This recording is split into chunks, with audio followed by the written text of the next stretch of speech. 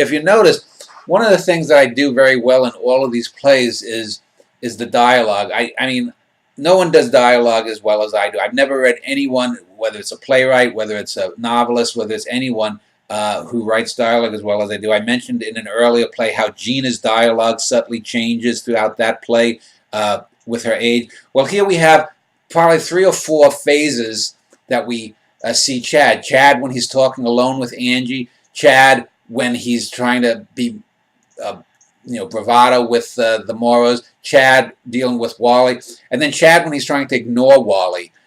Towards the end of the play, the last third or so of the second act, which takes up about 60% of the play, we see him then basically trying to ignore his Wally side. And he has these little flashes where he seems like a normal, competent person, but there's just something roiling underneath there. There's something not right with this individual. He's probably not dangerous. He's probably one of these people who is going to live, die, and no one will give a shit about him once he's dead. But that's the way it is with most people. The use of Christina's world where he's just a one-quadrant person, and they're referring to the abstract expressionist corner in, I think, the bottom right quadrant of the painting. That's an interesting metaphor, too, and it ties into the whole Hindu tale of the blind man and the elephant. The fact that he maybe can see things in sort of a disordered way, but that he doesn't see the proverbial whole picture. So I thought that was probably your best use of an ekphrastic thing in any of your plays so far.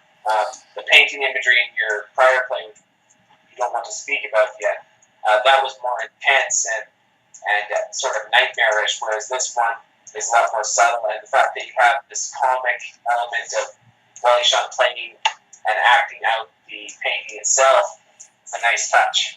Well, I also do have another thing that makes its debut here that I'm going to use in one of these little playlets is the sort of rear projection. We have Chad, he goes through this portal or so that's built on the stage that only he can see, and then he starts running, and we see like an old Hollywood movie that things are moving behind him, even as Wally is exhorting him to run faster and faster until he basically falls prostrate onto the stage.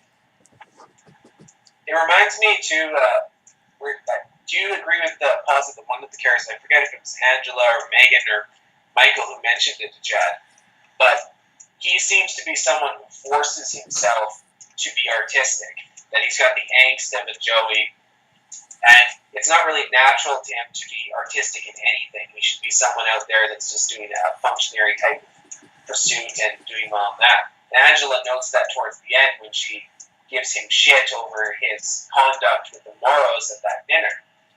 But do you agree with that posit that Chad would probably be better off if he just got out of the arts? It also reminds me of your sci-fi book where another character mentions of the fact that when humanity just goes with the flow and does whatever it need do to get by without trying to force something, then it is at its best. Whereas when you're affecting something, it's never going to work to that extent. Well, the real life Chad is out of the arts as far as I know, and he's normalized. Yes, but he retains some of the artistic tendencies, and he still has some kind of linchpin in. No, I'm talking about the person that the real Chad is based upon in real life. That person has so far normalized. This Chad is basically an extrapolation upon what would have happened if the real life person based upon it had not given up some of the things.